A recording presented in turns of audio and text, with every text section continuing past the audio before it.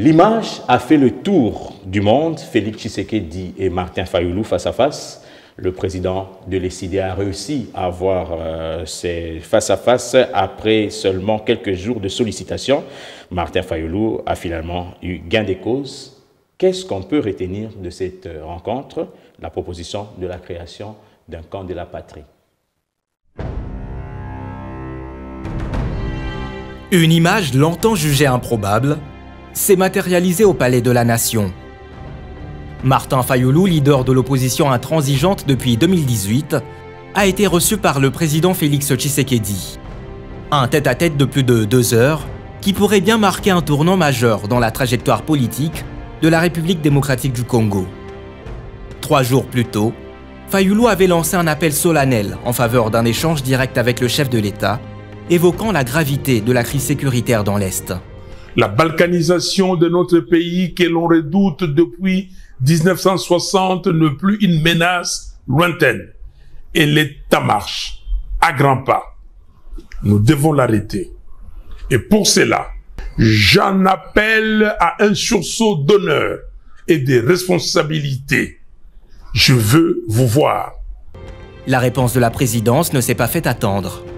Et le rendez-vous du 5 juin 2025, en présence des collaborateurs proches de Fayulu, a donné corps à ce que certains observateurs qualifient déjà de début de décrispation nationale. Pendant plus de 6 ans, Martin Fayulu a incarné la contestation. Rejetant les résultats de la présidentielle de 2018, il a maintenu une ligne dure, refusant toute reconnaissance du pouvoir de Tshisekedi. Je me considère désormais comme le seul président légitime de la République démocratique du Congo.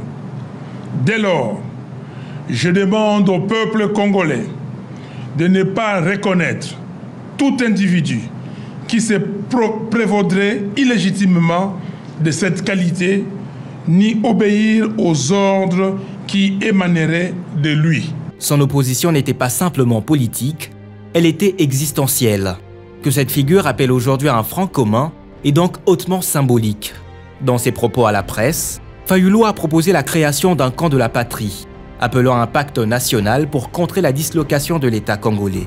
Plus qu'un simple geste politique, il s'agit d'un appel à une refondation morale et institutionnelle. Le pays est attaqué de toutes parts, il faut dépasser les clivages politiques, a-t-il martelé dans un ton plus rassembleur qu'accusateur. Nous n'avons pas 36 solutions. Nous devons créer un camp de la patrie. Donc les gens qui luttent pour leur pays. Et donc pour cela, avec toutes ces crises que nous avons, crise sécuritaire, crise sociale, crise politique, la solution c'est un dialogue. L'appel de Fayulu s'inscrit dans un contexte de forte polarisation.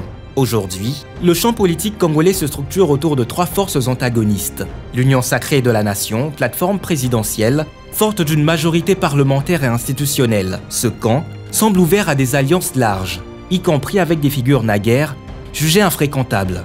Le pôle de Goma, nouvel épicentre d'une opposition radicale, où Joseph Kabila, Moïse Katumbi et Corneille Nangaa mènent des démarches parallèles. Loin de Kinshasa, cette coalition informelle porte un discours frontal, souvent appuyé par des actions militaires à travers le M23FC. La ligne entre politique et insurrection y est de plus en plus floue. Les figures de l'opposition modérées comme Jean-Marc Abound, Setski Kouni ou Delis Esanga critiquent mais isolées. Elles peinent à fédérer ou à s'imposer dans un débat dominé par les extrêmes. Parce qu'on finance tel pour donner des fausses informations et influencer la communauté internationale. La communauté internationale doit prendre ce que le peuple congolais veut. Fayulu, par son geste, introduit un 4e espace, celui d'un nationalisme de compromis, susceptible de dialoguer sans renier ses convictions. Un positionnement inédit dans la dynamique actuelle. La perspective d'un dialogue national, autrefois considéré comme une diversion par une partie de l'opposition, est désormais envisagée comme une nécessité. Le climat sécuritaire, en particulier dans l'Est, a atteint un point de bascule. Les rebelles du M23FC, appuyés par le Rwanda, contrôlent plusieurs localités stratégiques. L'ombre de la balkanisation plane de nouveau, exacerbée par la présence de Joseph Kabila dans la région.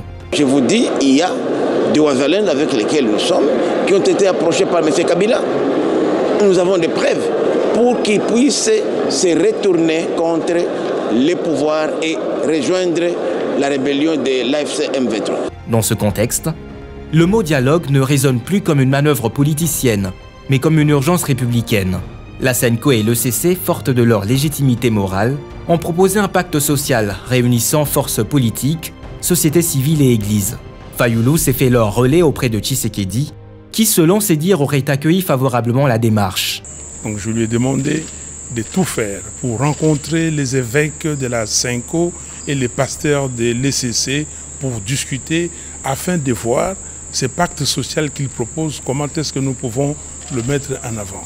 Donc il m'a compris et il va donner sa réponse très rapidement. Jusqu'ici, tout semblait les opposer. La vision du pouvoir, la légitimité des institutions, les rapports avec l'armée. Aujourd'hui, une convergence semble émerger autour d'un constat partagé. Le pays est en danger et l'unité nationale doit prévaloir. Le chemin vers la rédemption de nos erreurs passées, c'est le dialogue, pas la compétition. Certes, Fayulu continue de rejeter l'idée d'une participation à un gouvernement de coalition. Il a démenti toute ambition pour la primature, écartant les rumeurs d'un rapprochement opportuniste. Mais dans un pays où les lignes bougent vite, cette déclaration n'a pas suffi à faire taire les spéculations. Le camp de la patrie pourrait évoluer selon les circonstances, en plateforme politique hybride, ni majorité présidentielle, ni opposition radicale. Ces points-là n'ont pas fait l'objet de nos discussions. L'événement du 5 juin cristallise les contradictions d'un pays à la croisée des chemins.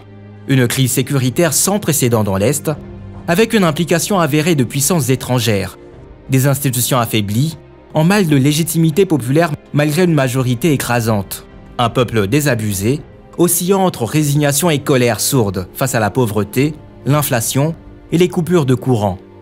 Dans cet écosystème instable, toute tentative de dialogue devient porteuse d'espoir ou d'illusion selon le point de vue. Nous sommes humains. Nous avons lutté dans ces pays. Nous n'avons pas lutté pour que demain les Congos soient balkanisés. Voilà, nous avons dit, lui et moi, et nous sommes dit que jamais sous notre ère que le Congo sera balkanisé. Je suis venu pour ça et pour insister que le dialogue est nécessaire. Mais ce qui semblait impensable hier, Fayulu assis avec Tshisekedi s'est produit. Cela suffit pour l'instant à rouvrir le champ des possibles. Au-delà des calculs politiques, c'est la responsabilité historique qui s'impose. Fayulu, en appelant à dépasser les antagonismes, a peut-être compris qu'il valait mieux peser dans l'avenir du pays que de camper dans le passé contestataire. Tshisekedi, en acceptant la rencontre, a montré un signe d'écoute inespéré. Le chemin vers une véritable cohésion nationale reste semé d'embûches. Mais la rencontre du Palais de la Nation pourrait bien être l'acte d'une tentative de reconstruction, si elle s'accompagne d'actes concrets, inclusion des forces sociales, respect des libertés, réforme du processus électoral, sécurité rétablie dans l'Est, alors la RDC pourrait enfin sortir du cycle infernal de crise et de survie. Sinon, cet instant de dialogue ne sera qu'un moment suspendu, bientôt rattrapé par les pesanteurs d'un système politique qui, depuis trop longtemps, peine à accoucher d'un véritable contrat social.